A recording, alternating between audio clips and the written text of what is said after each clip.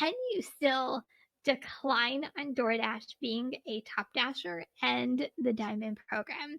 And my answer is absolutely yes, you can. So this is kind of what I've learned over like the past couple weeks, because the diamond program is new to my area.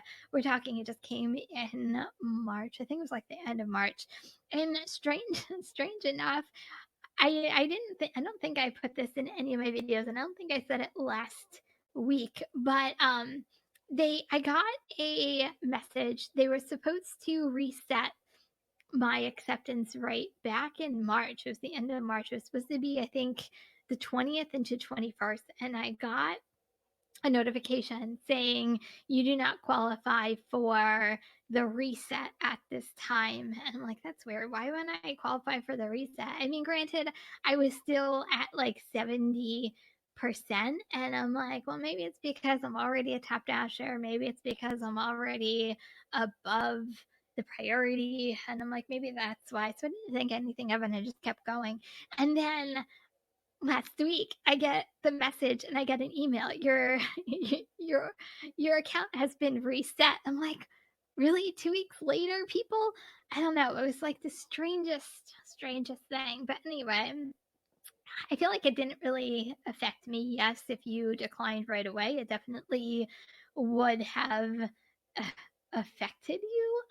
Just because if you start declining, you're going to go down to 0% right off the bat. But that wasn't the case for me. I just, I kind of carried on as business as normal, and I was still able to maintain my acceptance rate based off of that. But anyway, that's not what I wanted to talk to you guys about. So I've learned over these past couple weeks, and it really helped me with the end of the month, last month into this month, is I didn't go through Hell Week last month because I already was maintaining above a 70% AR.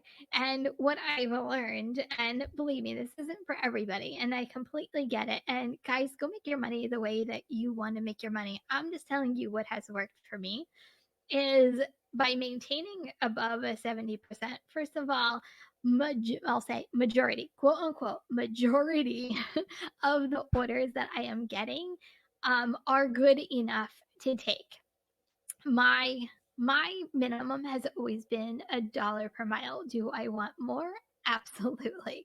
Do I see diamonds? Absolutely. Do I not see diamonds? Absolutely. So I feel like with declines, I can still decline. I just have to be very strategic on how I decline. And I think that's really what I've been testing and learning through this whole entire process. And I feel like there's a lot of methods to my madness behind a high AR. So kind of stick with me for a little bit as I kind of go through some of the stuff that I've learned and that I've actually kind of trial by error as I'm going. But the biggest thing is by maintaining a high acceptance rate, you don't have to go through Hell Week for Top Dasher anymore. For me, I scheduling the dash now anytime it's the only feature right now that Top Dasher has. But for me, it's a really big thing for me. Like I cannot schedule, like I can't get on a schedule. And this was, completely, a couple of months ago when it really first started, is man, I was having a hard time getting on a schedule, which is actually why I got back onto Top Dasher prior to my area going to Diamond Zone. Nice, $88 LOP. That's awesome, Holly. So that's one of the main reasons why I ended up getting back into the Top Dasher program after not being on it for a couple months. But would I be able to maintain a high acceptance rate without the large order program? I think like that's the biggest thing that I've learned. And I don't think I can, because what I've learned is I know where my own personal I don't want to say hot zones because it's really not even hot zones. I know where my good areas are. I think that's more of the better area because my good areas aren't always hot zones that are on the Doordash map. A lot of them are, but some of them aren't. So I've learned that I need that dash now because a lot of times I will take an order and I'll pause right away to get back to my good areas. And that is what I really need. I mean, besides coming and going as I please, because let's face it, man, my schedule's just like literally all over the place. It's absolutely crazy when I come and when I go and what it's my schedule's been a hot mess lately. I've been trying to, pick times that I can work versus stuff I'm working outside of gig work and, some are on the YouTube side. So I need that dash now just for that, but mainly I need it for the pauses because I don't know about your guys' area. You guys are going to have to let me know if I pause more than 2 or 3 times.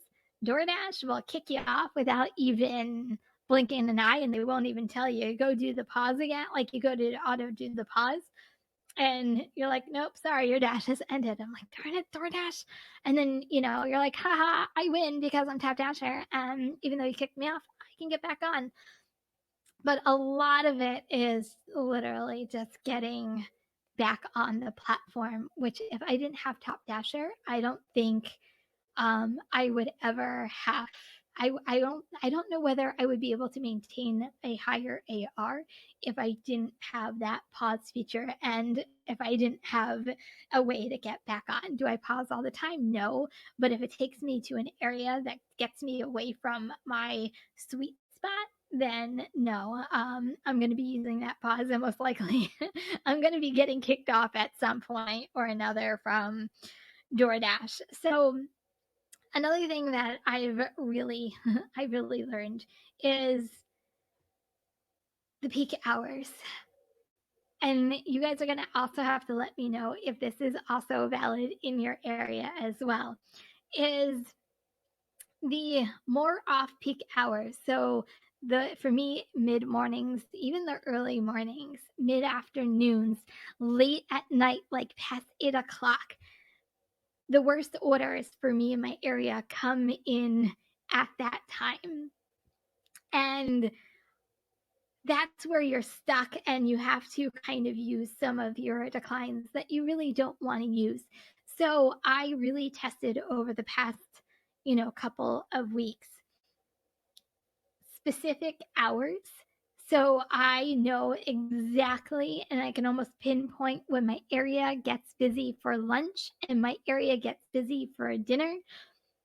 And those are the exact hours that I work. So I've learned in my area that 10:30 in the morning is really when lunchtime like starts to trickle in, and I do 10:30 because that's usually when the catering orders come in. Some of the large order come in for some of the businesses around my area, so I almost have to start at 10:30. And then I've learned like before I would go until like 2:30 because I'm like, okay, I'll go until like I have to get home to get my daughter home from school.